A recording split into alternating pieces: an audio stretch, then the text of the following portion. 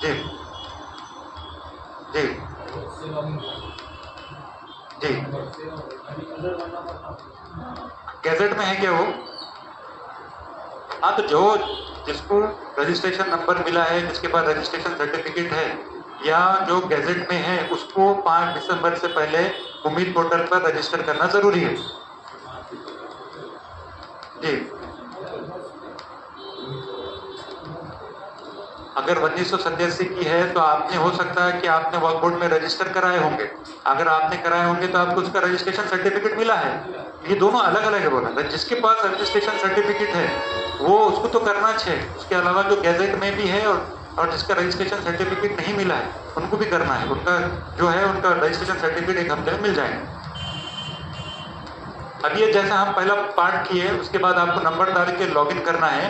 अब इसमें आपको आधार कार्ड, आइडेंटिटी प्रूफ यहाँ पर आपको सबमिट करना है।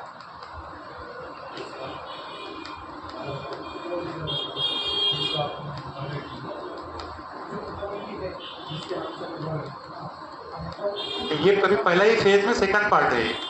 अभी यूजर नेम का ही रजिस्ट्रेशन हो रहा है। पहले बेसिक चीजें पूछा है, अभी डॉक्यूमेंट अपलोड करना है। Aadhaar card, voter card, electricity bill, जो आपके पास अवेलेबल है आपको वो अपलोड करना है।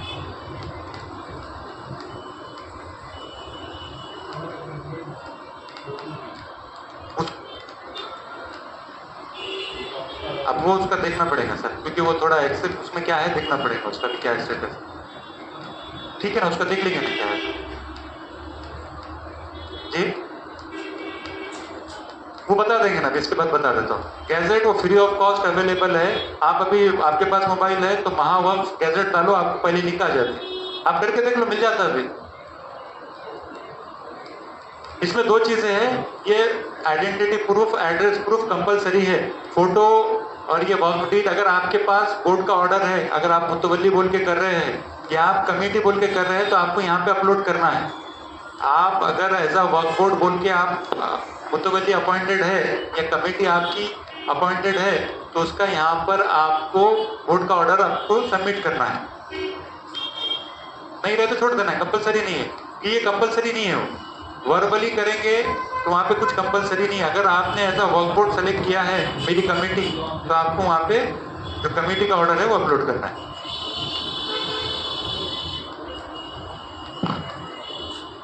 अब इसमें प्रॉब्लम ये है कि आप जो भी डॉक्यूमेंट सबमिट कर रहे हैं वो पीडीएफ फॉर्म में ही एक्सेप्ट की जाएंगे, उसके अलावा कोई फॉर्म में एक्सेप्ट नहीं होंगे।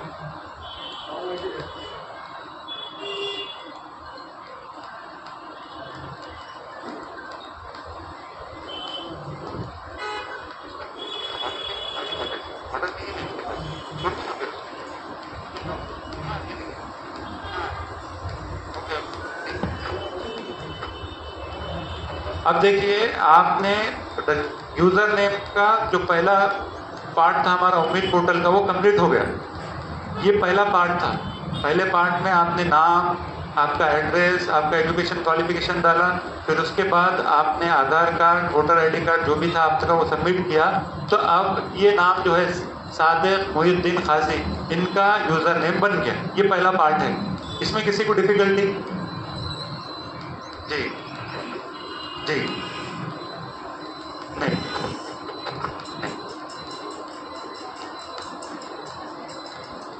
नहीं ना, अभी कैसा है, हो सकता है 3-4 लोगों ने मिलकर वर्क किया होगा। अब जो देख रहा है कमेटी में 10 लोग होते, 10 लोग तो नहीं कर सकते, कोई भी एक बंदे को करना है, कोई भी कर सकता। मैनेजिंग कमेटी डाले तो वहां पर मैनेजमेंट कमेटी में कितने भी लोग हो सकते, लेकिन वो एक ही बंदे का यूजर नेम बनेगा ना, तो एक ही बंदे से कोई भी कर सकता, उसमें कोई मसला नहीं है। ये पहला जो पार्ट था हमारा, उसमें किसी को कुछ डिफिकल्टी, बेसिक चीज़ है। तो यूजर नेम का जो हमारा पहला पार्ट है उसमें 2 चीज़ इंपॉर्टेंट है कि आप हो कौन, या तो आप मैनेजमेंट कमेटी है या तो आप मुतवल्ली है, और उसके बाद आपको अपॉइंटेड किसने किया। अगर किसी ने नहीं किया तो आप वर्बली है, या तो कस्टम है, या तो हेरिडिटरी। यही 2 पार्ट में कंफ्यूजन है, बाकी सब सिंपल है। आप जैसा कोई गवर्नमेंट एग्जाम का फॉर्म भरते, पैन कार्ड का फॉर्म भरते, उसी तरीके से बेसिक डिटेल्स पूछा है, इसमें किसी को कंफ्यूजन नहीं। अब अगर ये आप जैसे ही आपका ये पहला यूजर नेम बन जाता है तो आपको ये स्टार्ट हो जाता है कि भाई यहाँ पर आपको ये करना है। तो अब हमारे पास 2 ऑप्शन है। एक बार यूजर नेम बनने के बाद आप कितने भी कर सकते हैं। हो सकता है आप पहले 10 मस्जिद देखते थे तो आपने 10 का चीज़ें कर दी है, तो फिर बाद में आपने रिसेंटली नई मस्जिद आपने वक्फ की है तो और उसके मैनेजमेंट कमेटी में भी आप है तो आप यहाँ पर ऐड न्यू वक्फ कर सकते हैं। लेकिन हमें जो आज करना है 5 दिसंबर से पहले, उसमें सिर्फ ऐड एग्जिस्टिंग वक्फ करना है कि जो पहले से वक्फ है जिसको रजिस्ट्रेशन नंबर मिले हुआ है उसकी डिटेल्स जानना है। तो ये हमारा उम्मीद पोर्टल का दूसरा पार्ट स्टार्ट होता है जिसमें हम वक्फ प्रॉपर्टी की डिटेल्स भरते हैं। तो यहाँ पर कुछ चीज़ें बहुत ज़्यादा थोड़ा इम्पोर्टेंट है, तो अगर किसी को कन्फ्यूजन है तो उसी स्टेज पे मुझे रोक कर पूछिए, क्योंकि नीचे जैसा जाएंगे ना तो वैसा फॉर्म थोड़ा लंबा होते रहेगा, थोड़ा कॉम्प्लिकेट लगते रहेंगे। तो पार्ट वाइज अगर हम डिस्कस करें तो चीज़ें आसान हो जाएंगी। तो अगर किसी को भी कोई भी चीज़ में डाउट है तो वो आपको वहीं पर पूछिए, तो आसानी से आप भर सकते हैं। प्रॉब्लम ये है कि आप एक बार गलत भरेंगे ना फिर हम आपको वापस से फिर डबल भरना ज़रूरी है, क्योंकि प्रॉब्लम ये है एक बार आप अगर जो डिटेल्स वेरीफाई हो जाती है उसको बाद में चेंज नहीं कर सकते हैं। एक मिनट अपना ये कहना एक सेकंड मैं जब उसको वो करा। अब ये यहाँ पर तो आप जब क्लिक करेंगे ना ये तो बाय डिफॉल्ट है ये वाला पार्ट, ठीक है। अब ये यहाँ पर ये भी जो सेकंड है ये 8 अप्रैल को वक्फ एक्ट लागू हो गया था। तो इससे पहले के जो लोग हैं जो या तो गैजेट में थे या जिसको रजिस्ट्रेशन सर्टिफिकेट मिला है तो वो लोगों को हमको रजिस्ट्रेशन करना है। ये दोनों तो कंपलसरी खुद ब खुद ले लेता है। अब जो सबसे इम्पोर्टेंट पार्ट है रजिस्ट्रेशन नंबर का, एक बार रजिस्ट्रेशन सर्टिफिकेट देखो ऑनलाइन।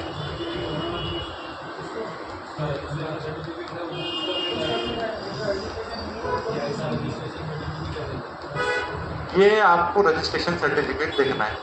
और दूसरी बात, अब आप यहाँ से जैसा आप अगर आप सीख गए तो आप दूसरे लोगों की मदद करेंगे, तो सबसे पहले इम्पोर्टेंट ये आप भरने से पहले ये डॉक्यूमेंट पूछना है। जिसके पास रजिस्ट्रेशन सर्टिफिकेट रहा उसी का आपने काम शुरू करना है, क्योंकि प्रॉब्लम ये होता है कि उनके पास बेसिक डॉक्यूमेंट नहीं रहता है। बाकी सब चीज़ों में यूज़र नेम बना देते हैं, फिर बाद में कन्फ्यूज होते हैं कि भैया तो हमने कर दी है, यूज़र नेम ही बन गया तो लोग बोले कि हमने उम्मीद पे रजिस्टर कर दी। पहले कोई भी फाइल लेने से पहले ये रजिस्ट्रेशन सर्टिफिकेट होना ज़रूरी है, क्योंकि यहाँ पर नंबर है, ये इसका नंबर है 447। क्या है 447। अब ये आप देख लिए ना नंबर क्या है 447। और जो ये एनडीटी है ये है नांदेड़ का कोड। ये बहुत इंपॉर्टेंट है, लोग यहाँ पर गलती कर रहे हैं। आप सर्टिफिकेट देखेंगे तो ये MSPW ये है, इसका फुल फॉर्म है महाराष्ट्र स्टेट बोर्ड ऑफ वक्फ। ये हमारा काम का नहीं है। हमारा जो कोड है नांदेड़ का वो NDD है और ये जो नंबर है ये 447। ये समझ में आ गया। अब हम देखेंगे कि इसको भरना कैसा है। अब जो हमको रजिस्ट्रेशन नंबर हमको जो अपलोड करना है वो 7 डिजिट का है। वो ये जो वहाँ पर नंबर है यहाँ पर थोड़ा उसमें थोड़ा चेंज करके करना है। तो सबसे पहले जो हमारा नंबर यहाँ पर 7 डिजिट का है ये आपको सबसे इम्पोर्टेंट होना ज़रूरी है। सबसे पहले हमारा जो डिस्ट्रिक्ट का कोड है वो फिल करना है। हमारे डिस्ट्रिक्ट का कोड क्या है NDD, तो ये आ गया। अब मसला ये है कि अभी बाकी कितने टोटल 7 है, बाकी कितने हैं 4।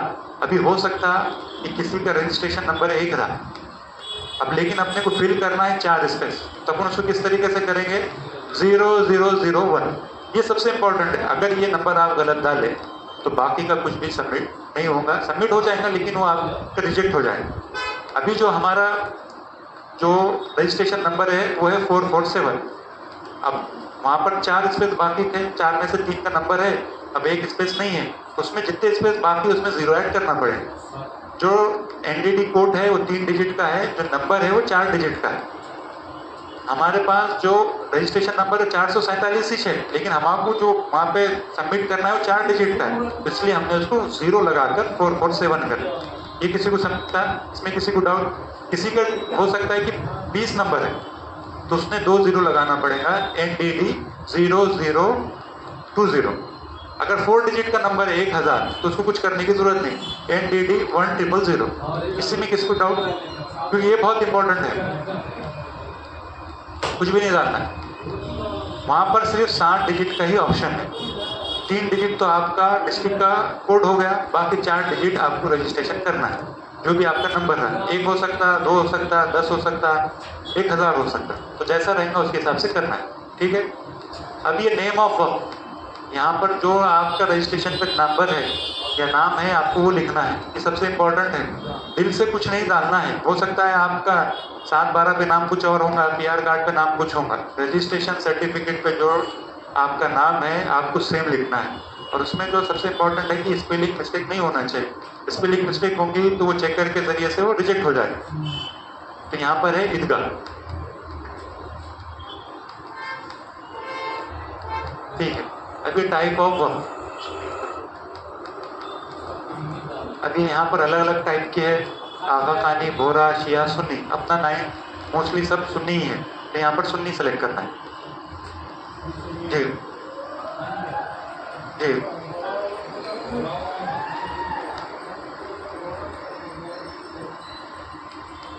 कौन सा? जी बिल्कुल जी। 7/12 का कोई लेना देना नहीं। मैं क्या बोला, जो रजिस्ट्रेशन हमारे गैजेट में है या जिसके पास रजिस्ट्रेशन सर्टिफिकेट पहले से है उसी का करना है हमें। गैजेट में है क्या तो हम उसको प्रोवाइड कर देंगे, 1 हफ्ते में हम वो प्रोवाइड कर रहे हैं, उसका काम चालू है, सबको रजिस्ट्रेशन सर्टिफिकेट मिल जाएगा, ठीक है। अब यहाँ पर जो है यूजेज टाइप, अब ईदगाह है तो आप यहाँ पे 3 है, चैरिटेबल है, कमर्शियल है, पायस है, रिलीजियस है। तो जो भी ईदगाह है, दरगाह है, ग्रेवयार्ड है या जो भी चीज़ें है तो उसका हमारे को रिलीजियस करना है। अब इसमें कुछ चीज़ें ऐसी होती है कि कोई इसकी एक्स्ट्रा प्रॉपर्टी होती है, बाद में आएंगी तो मैं उसको जो दूसरा एक जब डिस्कस करूँगा तो उसमें बताऊँगा। तो मोस्टली तो ज़्यादातर जो समझो ईदगाह है, मस्जिद है, मदरसा है, कब्रस्तान है तो वो रिलीजियस ही होता है।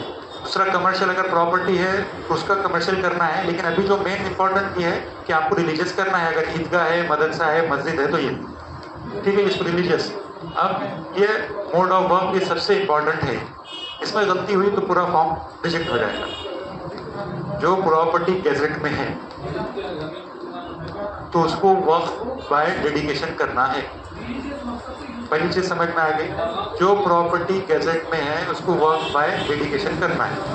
वर्क बाय डेडिकेशन का मतलब ये है कि किसी ने इसको, किसी की पर्सनल प्रॉपर्टी थी और किसी ने इसको वर्क किया है। तो गैजेट में जो भी प्रॉपर्टीज है वो किसी ने वर्क किया है, वो एक साथ हमारे पास सर्वे के जरिए से पूरी चीज़ें कंपाइल हुई है, वो हमें करना है। दूसरी ऐसे मसाजिद है जिसको किसी प्राइवेट पर्सन ने वक्फ किया है। मेरा कोई प्लॉट था, मैंने मस्जिद को दे दिया तो ये मैंने वक्फ किया है, तो ये भी वो कैटेगरी है जिसमें वर्क बाय डेडिकेशन आएगा। यहाँ तक सबको क्लियर है। फिर तीसरी पॉइंट है कि कुछ ऐसे देहातों में ज़मीन है जहाँ पर गवर्नमेंट लैंड प्रोवाइड करती है, गैरान ज़मीन हो गया या गौठान में जो होती है, तो वो अगर उसका रजिस्ट्रेशन हुआ है तो वो वर्क बाय यूज़र में आएगा। इसमें जो हमारे काम की चीज़ें हैं खाली 2 है, एक तो वर्क बाय डेडिकेशन या वर्क बाय यूज़र। 90% केसेस में वर्क बाय डेडिकेशन ही आएगा। पहले देखना है गैजेट की प्रॉपर्टी है क्या। अगर गैजेट में मेंशन है तो वो वर्क बाय डेडिकेशन है, अगर वो गैजेट में मेंशन नहीं है तो आपको देखना है कि किसी ने इसको वक्फ किया है क्या। अगर वक्फनामा है, वक्फ किया है तो वो वर्क बाय डेडिकेशन है। अब तीसरी चीज़ ये होती है कि कोई गाँव नंबर 8 के जरिए से हमारे पास रजिस्टर हुई होगी कोई गाँव की ज़मीन, तो मोस्टली ये होता है कि वो गायरान होती है या शासन की ज़मीन होती है या गवर्नमेंट प्रोवाइड करती है, तो वही केस में आपको वर्क बाय यूज़र सेलेक्ट करना है। यहाँ तक सबको क्लियर है। तो ये सबसे इम्पोर्टेंट है, क्योंकि यहाँ आप गलत भरेंगे नीचे के पूरे जो डिटेल्स है वो चेंज हो जाती है। अगर आप वर्क बाय डेडिकेशन करते हैं तो इसका मतलब है कि इसमें कोई वाकिफ़ है तो उसकी डिटेल्स आती है। अगर आप वर्क बाय यूज़र करते हैं कि भाई ये यूजेज की बिना पर ये वर्क हुई है तो इसका कोई वाकिफ़ नहीं होता तो इसके वाकिफ़ की डिटेल्स नहीं पूछता है। तो ये इंपॉर्टेंट है कि अगर वर्क बाय डेडिकेशन करेंगे तो नीचे के डिटेल्स अलग आएंगे और अगर वर्क बाय यूज़र करेंगे तो नीचे के डिटेल्स अलग आएंगे। यहाँ तक सब क्लियर है। अब ये नेचर ऑफ वर्क, सर भाई ये नेचर ऑफ वर्क, अब जो ये नेचर ऑफ वर्क है ये है क्या। ये ईदगाह है, ये मस्जिद है, ये तो नाम है, नाम कुछ भी हो सकता है। यहाँ मस्जिद है या कोई मदरसा हो सकता है या कोई मस्जिद गनी हो सकता है या दूसरा कोई भी नाम हो सकता है। तो वो नाम अब ये है क्या नेचर ऑफ वर्क, ये वहाँ पर मस्जिद है या वहाँ पर दरगाह है या वहाँ पर कब्रस्तान है, जो आपकी जो नेचर है वो आपको उसमें फिल करना है। या मस्जिद इंग्लिश में मॉस्क बोलकर है तो ये आपको सेलेक्ट करना है। तो यहाँ पे मॉस्क है, हाँ ठीक।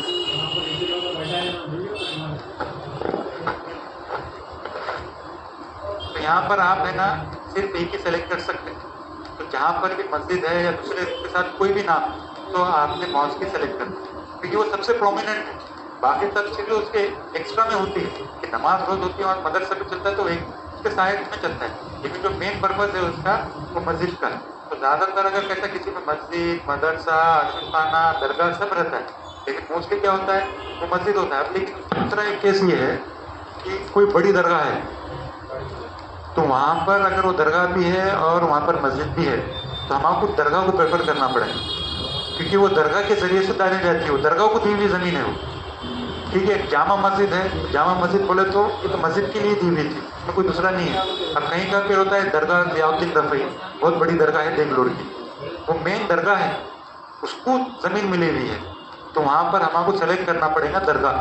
लेकिन बाकी जो दूसरी चीज़ें हैं, वहाँ पर मदरसा है या मस्जिद एक साथ है, कब्रस्तान है, तो कब्रस्तान लिखना पड़ेगा। अब तीनों भी चीज़ें एक साथ होती है कहीं पे, मस्जिद, मदरसा, कब्रस्तान, तो मेन आपको मॉस्क करना है, क्योंकि उसमें आप एक से ज़्यादा सेलेक्ट नहीं कर सकते। ठीक है, ठीक है, ईदगाह। अब ये डेट ऑफ क्रिएशन ऑफ वक्फ, अब इसमें ये है कि ये वक्फ वाकिफ ने कब वक्फ किया है, तो इसमें कैसा है, अब यहाँ से जो स्टार्टिंग का पार्ट है थोड़ा डिफिकल्ट है, बाकी नीचे आसान है। अगर वो गज़ट की प्रॉपर्टी है तो गज़ट की प्रॉपर्टी के ऊपर एक डेट रहती है, जो डेट है वही आपका डेट ऑफ क्रिएशन है, क्योंकि गज़ट की जो प्रॉपर्टीज़ है उसमें बहुत कम लोगों के पास ये डिटेल्स है कि किसने वक्फ किया है, तो पूरा हमारे पास डेटा नहीं है, तो जो डेटा नहीं है उसको गज़ट के हिसाब से हम लिख रहे हैं। अब यहाँ पर ऐसा है कि एग्जैक्ट हमारे पास एक भी बहुत कम इंस्टीट्यूशन होंगे, एक या दो का, जिसके पूरे चीज़ें हमारे पास एग्जैक्ट पता है।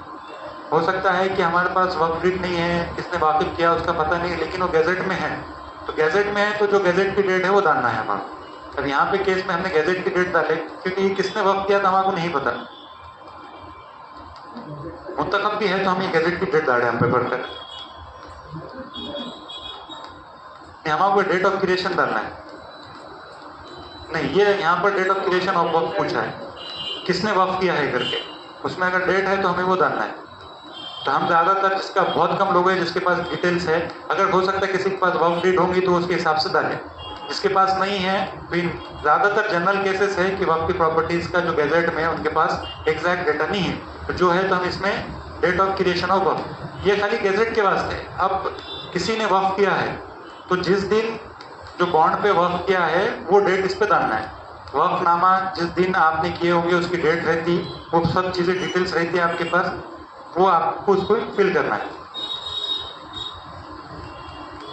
अभी ये वक्फ रजिस्ट्रेशन डेट, अभी मैंने जो आपको सर्टिफिकेट बताया रजिस्ट्रेशन का, उसमें जो डेट है यहाँ पर, ये डेट आपको फिल करना है। जी जी, हमको डेट पूछ रहा है वो, हम मुंतखब नंबर कैसे डालेंगे। अभी यहाँ पे आपको कुछ लिखना नहीं है, आपको डेट सेलेक्ट करना है। अब इसका था तो मैं इसका जो है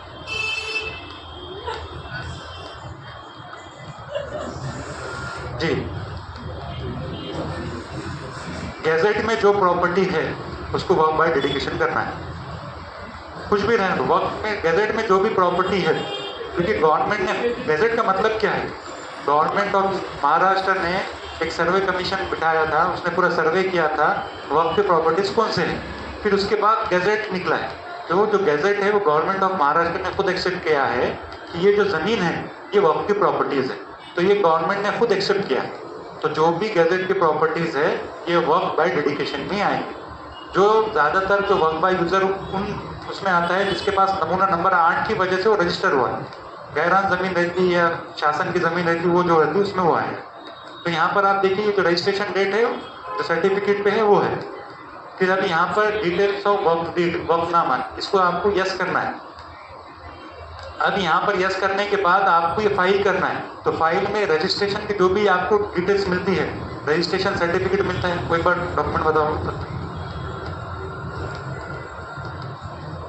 ये है रजिस्ट्रेशन सर्टिफिकेट, इसके साथ एक और एक सर्टिफिकेट आता है जो ये जोड़ पत्र आता है, ये जोड़ पत्र बहुत इंपॉर्टेंट है।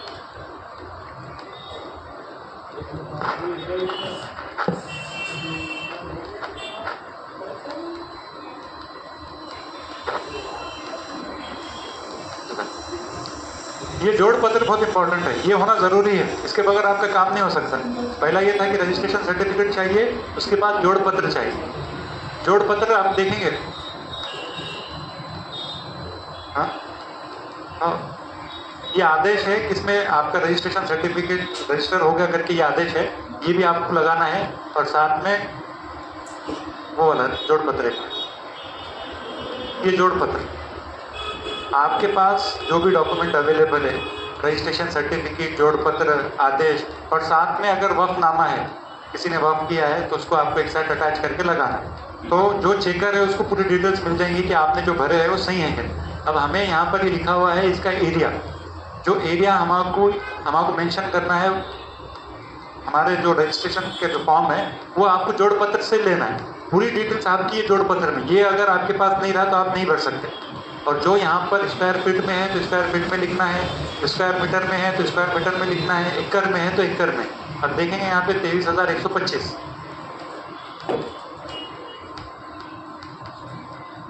अब यहाँ पर आपको ये unit of measurement square feet है, स्क्वायर मीटर है, एकड़ है, उसके हिसाब से करना है।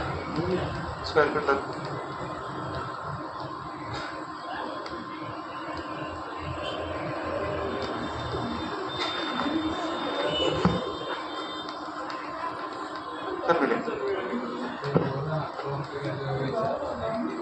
ये आपको यहाँ पर अपलोड करना है, ये कंपलसरी है। अगर आप अपलोड नहीं करेंगे ना आगे फॉरवर्ड नहीं हो सकते। उसमें क्या क्या लगाना है, आपका रजिस्ट्रेशन, जोड़ पत्र, आदेश और वक्फनामा रहा तो वक्फनामे के साथ ये आपने डिटेल्स भरना है। ये ऑटोमेटिक ये एकर्स में ये खुद ब खुद कन्वर्ट करता है, ठीक है। अभी यहाँ पर आपको एड्रेस ऑफ द वक्फ, जो वक्त के डिटेल्स हमने ऊपर भरे कहाँ पर है वो उसकी डिटेल्स है, ये डिटेल्स उसके हिसाब से आपको करना है। डिस्ट्रिक्ट नांदेड़ रूरल है कि अर्बन है, फिर उसके बाद ये म्यूनसिपल कॉर्पोरेशन, ये वार्ड नंबर क्या है, आपको पता होना चाहिए। और जो भी आप जैसा करते हैं एक पार्ट होता है तो इसको सेव एज ए ड्राफ्ट करना है। प्रॉब्लम ये है कि हमारा जो वक्त का जो यहाँ पर पोर्टल का टाइमर है वो 15 मिनट का है। आप 15 मिनट आप करते रहेंगे और अगर आपने सेव नहीं किया तो आप लॉग आउट हो जाएंगे, आपको फिर से पूरी डिटेल्स भरना है। तो इसके लिए ऑप्शन दिया हुआ है कि आप जैसे भी हुआ सेव एज ए ड्राफ्ट करेंगे, तो अब अगर आपका लॉग आउट होता है तो भी आप जहाँ पर आपका हो गया था तो आप वापस कंटिन्यू कर सकते हैं, ठीक है। अब ये आ गया कि आपका जो वक्फ का जो इंस्टीट्यूट है वो कहाँ पर है, उसका सर्वे नंबर हो सकता है, उसका CTS नंबर हो सकता है, या उसका 7/12 की डिटेल्स होती है। जो डिटेल्स आपकी अवेलेबल है वो आपको डालना है। मोस्टली तो जो गैजेट की प्रॉपर्टी है उसका मेंशन हो जाता है उसके अंदर, नहीं रहा तो वो जो वहाँ पर रहने वाले लोग हैं जो सबमिट कर रहा है या जो यूज़र ने उसको पता होता है होगा, तो आपको जो है डॉक्यूमेंटेशन तो वो डालना है। अगर सपोज नांदेड़ डिस्ट्रिक्ट सिटी की है तो वहाँ पर CTS नंबर होगा तो वो आपको डिटेल्स डालना है। जहाँ पर डिटेल्स अगर हो सकता है ये सब करने के बाद भी आपको नहीं मिले तो वहाँ पर NA डालना है, नॉट अवेलेबल। कोशिश कीजिए कि आपको मिल जाए, जितना हम डिटेल्स में भरेंगे उतना अच्छा है हमारे लिए। अगर इन केस अगर नहीं होता है तो आप उसको NA डाल के कंटिन्यू कर सकते हैं। हाँ लिख सकते ना, जो आपके पास अवेलेबल है आप उसको लिख दीजिए। और अभी इसमें ये जो दूसरा है पट्टा नंबर, प्लॉट नंबर, ये किसी के पास अवेलेबल रहता है, किसी के पास नहीं है। अगर आपके पास प्लॉट नंबर अवेलेबल है तो आप डालिए, नहीं तो आप जो सर्वे नंबर डाले हैं उसी को आप कंटिन्यू कर सकते, सेम डाल सकते हैं, उसमें कोई वो प्रॉब्लम नहीं है। ये सब चीज़ें जो इम्पोर्टेंट है, जो डॉक्यूमेंट में आपके पास अवेलेबल वो डालना है, जो नहीं है तो उसको NA कर दीजिए या तो फिर इसमें सेम कर दीजिए। अभी हाँ डालो ना, जितना डिटेल में आपके पास डेटा अवेलेबल है आप उस पर डालिए, नहीं रहा तो आप उसको NA नॉट अवेलेबल बोल के छोड़ सकते हैं। इसमें एक चीज़ ये है कि एरिया बार बार पूछता है, पिन कोड बार बार पूछता है, एड्रेस डिटेल बार बार पूछता है, तो ये आपको ये फिल करते रहना है। अब ये देखिए ये एस्टिमेटेड मार्केट वैल्यू ऑफ वक्फ, अब यहाँ पर रेड मार्क नहीं है, इसका मतलब कंपलसरी नहीं है। प्रॉब्लम ये हो रहा है कि लोग हर चीज़ जो फॉर्म में जो हर एक डिटेल्स है वो भरना चाह रहे हैं। हमें पहले ये करना है जो हमारा कंपलसरी वही भरना है।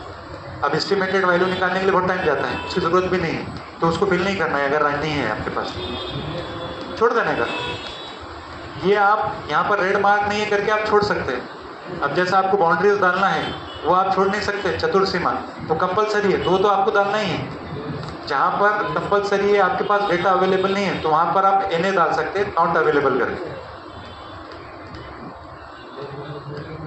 ये जो भी डिटेल्स है चतुर्सीमा वो आपको जोड़ पत्र में आपको दिख जाएंगे, वो लेना है, उसके हिसाब से आपको फिल करना है। अगर आपके पास डॉक्यूमेंट अवेलेबल है, रजिस्ट्रेशन सर्टिफिकेट, जोड़ पत्र या वक्फनामा, तो आप बहुत आसानी से भर सकते हैं। तो मेरी गुजारिश ये है कि कभी भी स्टार्ट करने से पहले फोकस आप उनको पूरे डॉक्यूमेंट जमा करने के लिए कीजिए, जब आए उसके बाद ही आप काम कीजिए। नहीं तो फिर कैसा वो स्टार्ट हो जाता है, वक्फनामा नहीं रहता है, उसमें डेट नहीं रहती है, उसके बाद से रुक जाता है। जी सब मिलेगा, जी जी मिल जाएगा। ये सेव एज अ ड्राफ्ट करते रहना है, और यहाँ पर जो चीज़ें उन्हें पूछ रहा है जो हमारे पास डिटेल नहीं है तो उसको स्किप करते रहना है। अब ये एक ऑप्शन है लीजिंग ऑफ द वक्त। अगर आपकी प्रॉपर्टी आपने लीज की है, वो भी लीगली, आपके पास पूरा डेटा है तो आपने डालना है। हो सकता है हमारे पास सब खाली ज़बानी है तो आपने नो कर देना है। अब इसमें कैसा है, आप जैसे यस करते हैं तो चीज़ें बढ़ जाती हैं कि उसमें कौन था, किसका था, कितनी इनकम थी। ये आप अगर आप यस करते हैं तो लीजिंग ऑफ वक्त कौन किया, पार्शली है कि फुल्ली लीज है, ये आप अगर फुल्ली जो वक्त के लीज रोल है उसके हिसाब से करते हैं तो उसके हिसाब से भरना है। ज़्यादातर मसाजिद में नहीं है तो आपको उसको नो करना है। अब इसके बाद है इनकम ऑफ द वक्त। अब यहाँ पर जो उम्मीद जो पोर्टल है उसमें 3 साल का आपको भरना है। अब मसला ये है कि 99% लोगों के पास ऑडिट नहीं किया हुआ है। जिसका ऑडिट है तो उसके हिसाब से आप भर सकते हैं। अब जिसके पास नहीं है तो डायरेक्ट इसमें 2024-25 सेलेक्ट करना है, इनकम को 0 करना है, फिर ये सेलेक्ट एक्सपेंडिचर, यहाँ पर नो एक्सपेंडिचर करना है। फिर यहाँ पर एक चीज़ पूछता है ये लास्ट वाली, एक्चुअल आपने वक्त पर कितना भरा है उसको 0 करना है। अब इसमें प्रॉब्लम ये है कि ये जो कैलकुलेशन कर रहा है और जो हम ऑफिशियली जो हमारे पास ऑफलाइन होता है वो अलग अलग है। इसमें जो है वो 7% के हिसाब से, अभी हम 5% के हिसाब से लेते हैं। तो ये एनुअल इनकम की डिटेल्स आपके पास है, प्रॉपर आपने ऑडिट किया है तभी भरना है, नहीं है तो आप उसको 0 डाल के कंटिन्यू कर सकते हैं। क्योंकि इनकम ऑफ द प्रॉपर्टी का अभी उतना हमारे पास डेटा नहीं है, लोगों ने ऑडिट नहीं कराया है, तो उसके लिए परेशान नहीं होना है। अगर आप 0 डालेंगे तो एज अ चेकर उसको एक्सेप्ट कर लेना। अगर आपने प्रॉपर ऑडिट किया हुआ है, आपके पास पूरे डॉक्यूमेंट है, तो आप उसके हिसाब से भरना है। अगर आपके पास नहीं है, क्योंकि इनकम में आपको कंपलसरी लिखना है, आपके पास नहीं है तो आप उसको 0 डाल के आगे कंटिन्यू कर सकते हैं। अब जो 5वां पॉइंट है कि जो आपकी प्रॉपर्टी है जहाँ पर वक्त की मस्जिद है, दरगाह है, वो गवर्नमेंट की है क्या नहीं। तो वो अगर गवर्नमेंट की है तो वो यस करना है, नहीं तो नहीं करना है। तो मोस्टली हमारे पास जो भी है वो नो ही करना है। ये वाले यस करें तो फिर चीज़ें बहुत डिटेल्स पूछता है कि कौन है क्या है। तो हमारे पास जो भी वक्त प्रॉपर्टी है वो किसी गवर्नमेंट की प्रॉपर्टी नहीं है तो उसको नो ही करना है। फिर इंक्रोचमेंट में अगर कोई आपके पास इंक्रोच किया है तो उसकी डिटेल्स डालना है। अब यहाँ पर ये पूछता है कि ये इंक्रोचमेंट एलियनेशन हो गया, हमेशा के लिए वहाँ पर हो गया, या इंक्रोच हुआ है, तो उसका अगर सेलेक्ट करेंगे तो डिटेल्स पूछेगा कितना इंक्रोचमेंट एरिया है, तो उसका नाम क्या है, उसका एड्रेस क्या है। ये अगर आपके पास नहीं है तो उसको नो करना है, आगे कंटिन्यू करना है। जी नहीं, नो करना है उसको नो करना है, क्योंकि वर्क बाय यूजर से वैसा वर्क कंसिडर हो गई ना। जी जी, उसमें दो उसमें टाइप हो जाते हैं। कुछ लोगों ने वक्त किए हुए रहते फिर मस्जिद का नाम चढ़ा देते तो नमूना नंबर 8 पे आ जाता है, और कुछ ऐसे रहते जो गैरान रहते या गवर्नमेंट की तरफ से मिले हुए रहते। तो नहीं, दोनों को नहीं। अगर कोई वाकिफ है जहाँ पर भी तो वहाँ पर वक्त बाय डेडिकेशन ही होगा। अगर वो गैरान की ज़मीन है और या शासन की है तो उसके में सिर्फ वक्त बाय यूज़र होगा। हाँ सफिशेंट है, क्योंकि वह उसके हिसाब से हमने उसको कंसिडर करके रजिस्ट्रेशन किया है ना। फिर उसके बाद लिटिगेशन कहीं पर चालू है, किसी केसेस चालू रहेंगे तो आपको यस करेंगे तो आपको पूरा पूछेगा कि आपका केस कहाँ पर है, ट्रिब्यूनल में है, सिविल कोर्ट में है, तो नेचर ऑफ केस क्या है, ये सब चीज़ें डिटेल्स आपको भरना है। बहुत सारे केसेस हमारे पास है जो किसी का लिटिगेशन नहीं चढ़ा, बहुत डिस्प्यूट में है या कुछ चीज़ें चल रही है तो उनका है। यहाँ पर जो डिटेल्स पूछा है वो आपको कंपलसरी जो बंदा आपके पास आ रहा है उससे मंगवाना पड़ेगा, उसमें ऑर्डर लगेगा, जो भी चीज़ें हैं, केस नंबर, ये सब चीज़ें आपको उसके हिसाब से फिल करना है। हाँ, डालना ज़रूरी है।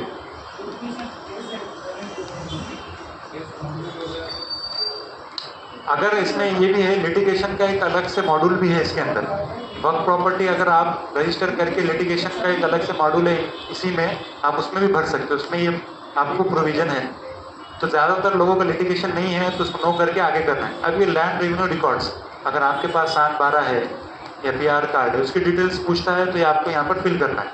जो भी चीज़ है आपकी, PR कार्ड रहा तो PR कार्ड का नंबर, फिर यहाँ पर उसका एड्रेस, जो फिर लास्ट में ये अपलोड करना है। अपलोड कंपलसरी नहीं है, हो सकता है कि आपके पास नहीं है, किसी के 7/12 पे, या आपके पास PR कार्ड ही नहीं है, या आपके पास 7/12 नहीं है, तो जो आपके पास है, तो यहाँ पर हमने ऊपर जो अवेलेबल करके दिए थे कि सर्वे नंबर ये है या गेट नंबर ये है, तो वही आपको आगे कंटिन्यू करना है। यहाँ पर एक चीज़ है कि सर्वे नंबर बार बार पूछता है, लैंड रेवेन्यू रिकॉर्ड में भी पूछता है, बाउंड्रीज भी वो पूछता हो, जो आपने ऊपर डाले हैं वही नीचे डालना है। एक बार जो एरिया आपने मेंशन किया है फर्स्ट पेज में, तो वही आप नीचे कंटिन्यू करेंगे, बाउंड्रीज भी सेम रहेंगे।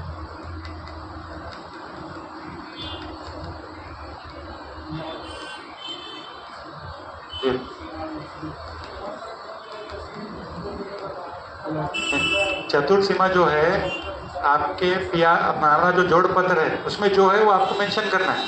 आपके पास अगर जोड़ पत्र आ गया, रजिस्ट्रेशन सर्टिफिकेट आ गया, ये यहाँ पे जो चीज़ें मेंशन करना है, हमारे को अलग से कुछ भी मेंशन नहीं करना है। आ जाओ उसके ऊपर। ये आप देखिए, अगर हो सकता है कि आपके पास 7/12 नहीं है, लैंड रेवेन्यू रिकॉर्ड नहीं हो, कंपलसरी नहीं है तो आपको सबमिट करना है, नहीं तो आप छोड़ देना। सेव एज अ ड्राफ्ट करते रहना है। हो सकता है 15 मिनट के बाद आपको लॉग आउट कर दे तो वापस से आपको भरने की जरूरत ना पड़े। हो गया क्या? ऊपर ऊपर ऊपर ऊपर ये वर्क के फोटोज आपको सबमिट करना है।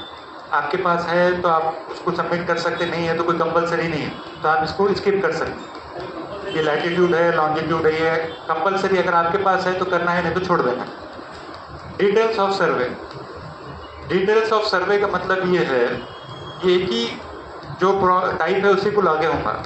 जो गैजेट की प्रॉपर्टी है उसका मतलब ये है कि उससे पहले उसका सर्वे हुआ है। जो गैजेट की प्रॉपर्टी है उसको यस करना है। अब किसी ने अभी रिसेंटली वक्फ किया होगा, उसका सर्वे ही नहीं हुआ तो उसको नो करना है। कहीं पर भी गैजेट लिखा हुआ है तो उसका सर्वे नंबर, सर्वे डिटेल्स आपको फिल करना है, तो वहाँ पर आप सर्वे ऑफ यस करके डिटेल्स भरेंगे। अब इसमें मसला ये है कि सर्वे रिपोर्ट हमारे पास नहीं है। सर्वे रिपोर्ट आपको निकालने में बहुत टाइम लगता है और डेटा किसी के पास भी नहीं है अवेलेबल, आसानी से नहीं मिलता। तो उसके लिए जो गैजेट की डेट है वही आपको अपलोड करना है। और जहाँ पर वो चीज़ें पूछता है ये फील्ड सर्वे डिटेल, तो आपको लिखना है एज पर गैजेट रिकॉर्ड। अब इसमें है कि ये कॉम्प्लिकेटेड है, आप इसको निकालने जाएंगे तो आपको बहुत टाइम चले जाएंगे, वो मिलता भी नहीं है इतना आसानी से सर्वे रिपोर्ट। उसके लिए परेशान नहीं होना है। जो गैजेट की प्रॉपर्टी है उसको सर्वे ऑफ यस करना है, और जहाँ पर वो पूछ रहा है हर जगह एज पर गैजेट रिकॉर्ड डालना है। अब ये बेसिक चीज़ें टाइप ऑफ वर्क सुननी है, कहाँ पर है, उसका डिटेल्स कहाँ पर है, ये सब चीज़ें आप जो ऊपर भरे वो आपको वही करना है। फिर से एरिया पूछता है, पिन कोड पूछता है, वो सब चीज़ें आपको फिर से सबमिट करना है। लास्ट में वापस से वो बाउंड्रीज ऑफ वर्क पूछता है, तो 3-4 बार पूछता है। और चतुर्थ सीमा जितने भी 4 बार है तो आपको 4 बार उसको सबमिट करना है।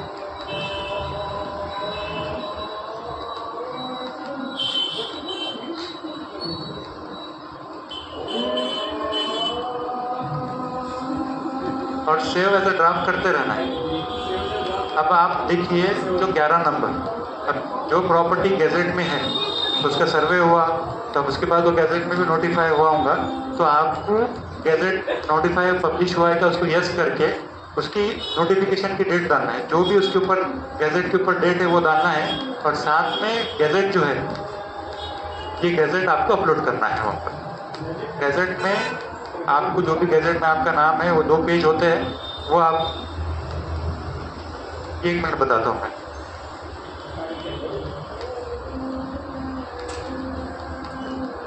ये यहाँ पर डेट होती है, ये ऊपर वहाँ पर, अगर आप वहाँ पर भी नहीं भी देखें तो आपके जोड़ पत्र में मेंशन होती है।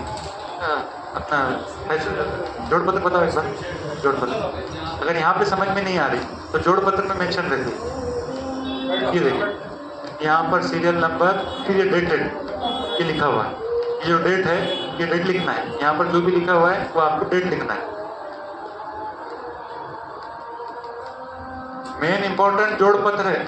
वहां से ही आपको नाम मिलेगा, वहां से ही आपको रजिस्ट्रेशन नंबर मिलेगा, आपको एरिया मिलेगा, चतुर्सीमा मिलेंगी।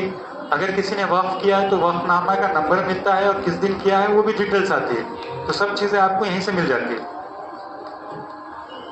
जी। ठीक है ना। कुछ चीजें हैं जहाँ पर एक्सेप्शन है कि किसी का किसी वजह से रुक गया है तो वो उसको एक्सेप्शनल आप ऑफिस पे आए उसका। हाँ अच्छा नहीं तो मिल जाएगा ना वो। आप जी जी आप ऑफिस में आइए, आप कांटेक्ट कीजिए, हम उसको प्रोवाइड करके देंगे।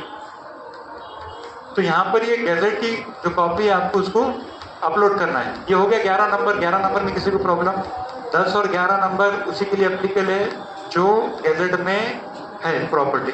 जो नॉर्मल प्रॉपर्टी है किसी ने वक्फ किया उसको नो करना है। अगर किसी ने वक्फनामा देख के प्रॉपर्टी औकाफ में रजिस्टर की है तो उसको नो करना है। तो यहाँ पर सर्वे भी नो होगा और साथ में गैजेट में है तो वो भी नो होगा। 12 नंबर ये डिटेल्स ऑफ म्यूटेशन।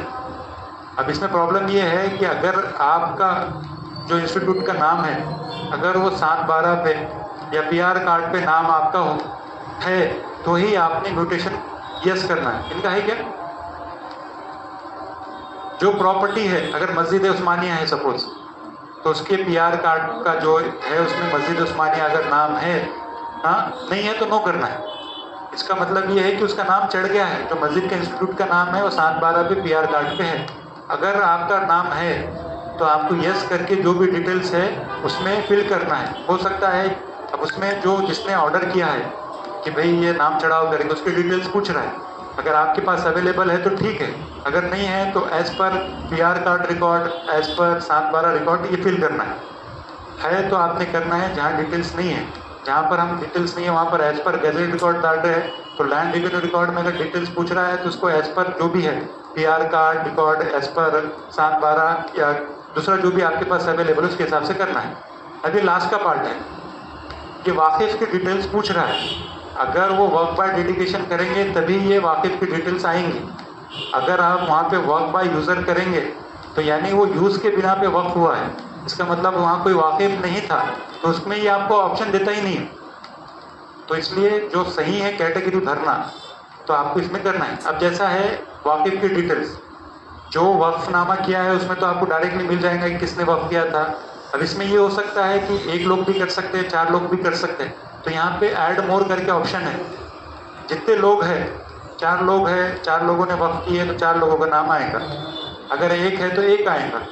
अब जो गैजेट की प्रॉपर्टीज़ है तो हम उसको वर्क बाय डेडिकेशन कर रहे हैं तो उसके वाकिफ की डिटेल्स होना ज़रूरी है। अब हमारे पास खाली गैजेट है उसमें वाकिफ की डिटेल्स नहीं है तो हम आपको यहाँ पर लिखना है as per gazette record. As per gazette जहाँ पर कंपलसरी है, first name compulsory, last name compulsory, middle name नहीं है तो छोड़ देना है। जो प्रॉपर्टी वर्क बाय डेडिकेशन से है और जो प्रॉपर्टी गैजेट में है उसमें वाकिफ की डिटेल्स कंपलसरी है। आपके पास वक्फनामा रहा तो आपको डिटेल्स भरना है, आपके पास अगर नहीं रहा तो आपको जो गैजेट है तो एज पर गैजेट रिकॉर्ड आपको डालना है। ये बाकी चीज़ें आप सुन्नी मैरिड ये कंसिडर करके आप उसको करना है। अब ये एड्रेस ऑफ वाकिफ वो भी हमको पता नहीं जी।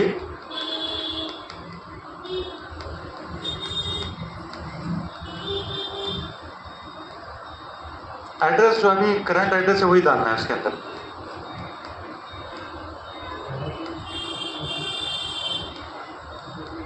जो इंस्टीट्यूट का एड्रेस है उसको उसी को कंसीडर करें क्योंकि अभी पता नहीं हमें वाकिफ कौन था उसका क्या था।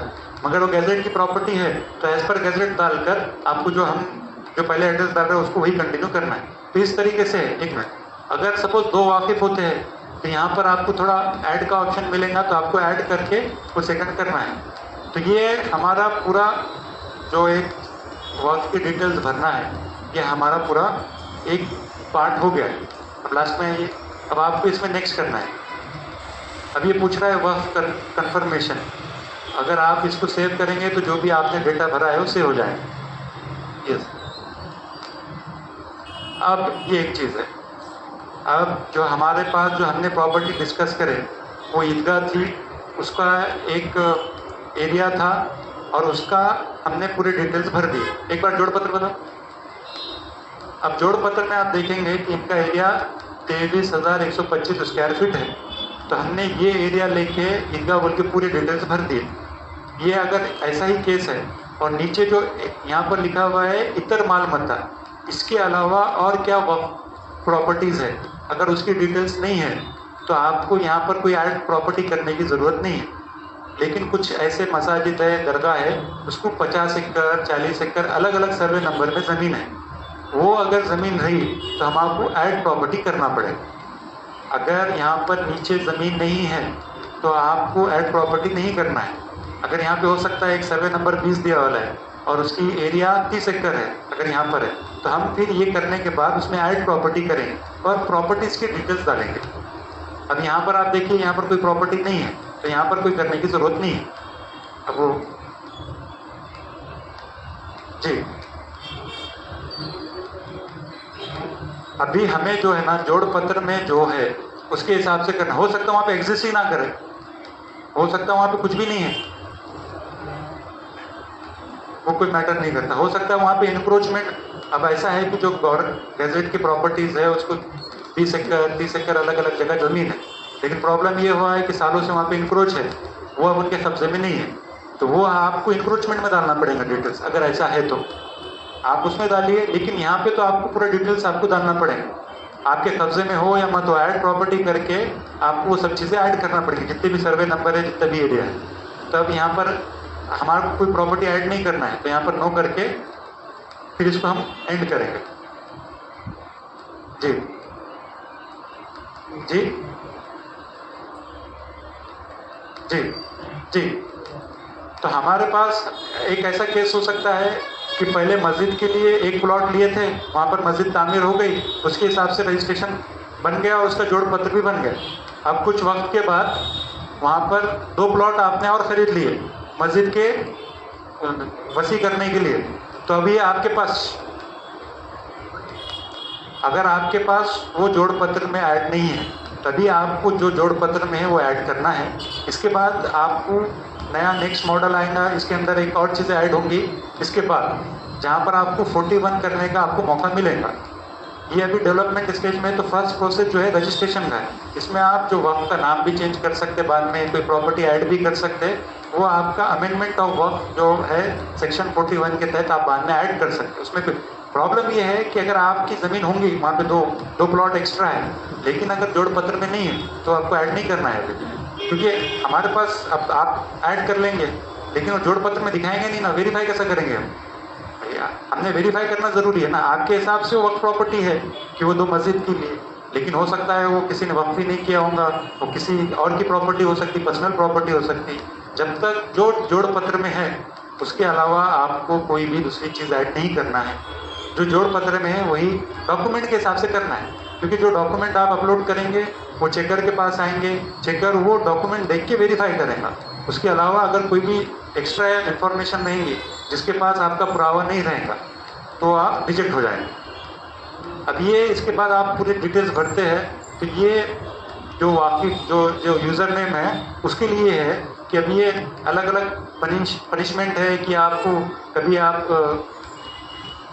ये अंडर सेक्शन 61 कि आपको रिमूवल ऑफ मुतवल्ली हुआ है, या और जो दूसरे हैं कि आपको UAPA लगा है कि आप पहले कोई रिमूव हुए हैं या आपने इंक्रोचमेंट किया है, तो ये आपका जो भी डिटेल्स है वो आपको भरना है। इनको पूछ के देखो।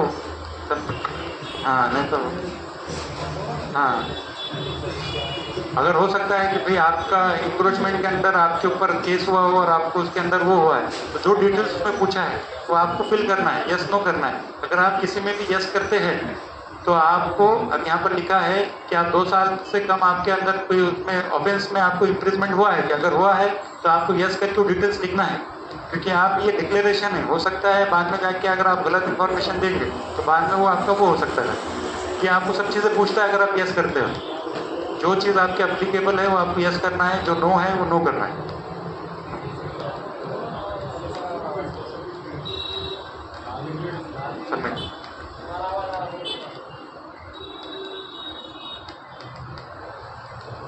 ये आपको आप देखिए final submission of has been saved successfully, ये आपकी प्रॉपर्टी आपने उम्मीद पोर्टल पे रजिस्टर कर दी। यहाँ पर जो स्टेटस है ये दिखाता है सबमिटेड।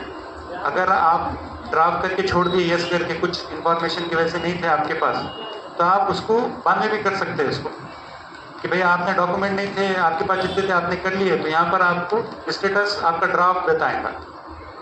अब यहाँ पर आपने सबमिट कर दिया तो सबमिट हो गया, तो ये आपकी वक्त प्रॉपर्टीज हो गई। एक आपने हमने ईदगाह पूरी रजिस्टर कर दी।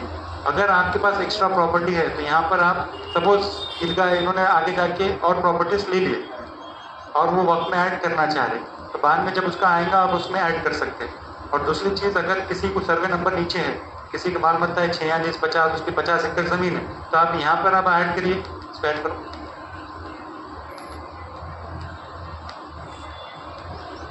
ये एक नया जो वक्त की प्रॉपर्टीज इतर माल मत्ता में जोड़ पत्र में, उसका ये फॉर्म है।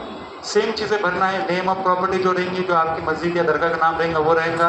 अब इसमें ये नेचर ऑफ प्रॉपर्टी, जो भी आपकी जो इतर माल मत्ता में मोस्टली जो सर्वे नंबर है वो एग्रीकल्चर लैंड बोर्ड का ही है। जैसा सर्वे नंबर 40 में 30 एकड़ ज़मीन है, 40 एकड़ ज़मीन है, तो मोस्टली सबको एग्रीकल्चर लैंड करके उसकी डिटेल्स भरना है। उसमें वो सर्वे नंबर पूछता है कि अब यूजेज क्या है। अब एग्रीकल्चर लेंगे आप उसको, तो यहाँ पर फिर ये पूछता है कि आप अगर एग्रीकल्चर है तो भाई ये किसके लिए है। अब कहीं पर स्कूल है इतर माल मत्ता में, आप स्कूल लेंगे फिर इसमें चैरिटेबल पर्पस करेंगे, जो आपको अप्लीकेबल होता है। हो सकता है आपको एक्स्ट्रा में शॉप्स हो, शॉप्स आप सेलेक्ट करेंगे यहाँ पे, फिर उसको कमर्शियल करेंगे। एग्रीकल्चर लैंड करेंगे तो आपको जो यूजेज है कमर्शियल करना पड़ेगा, क्योंकि जो एग्रीकल्चर लैंड है वहाँ पर आप खेती करते हो, उसका कमर्शियल उसको यूज़ होता है। और बाकी सब चीज़ें सेम है, जो हमने सर्वे नंबर डाला, अब जो सर्वे नंबर प्रॉपर्टी का डालना होगा, प्रॉपर्टी का जो डिटेल्स है वो आपको डालना पड़े। बाकी सब चीज़ें सेम है, ये नीचे तक पूरा आपको फिल करना है, यस करना है तो प्रॉपर्टी ऐड हो जाएगी। इस तरीके से आपको उम्मीद पोर्टल पर आपको रजिस्ट्रेशन करना है।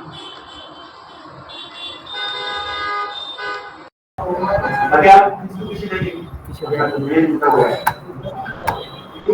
ऑप्शन नहीं है भाई, एडिट कर सकते सबमिट करने के पहले, सेव होता हो। अरे एक मिनट, रेडी किया मेरा ये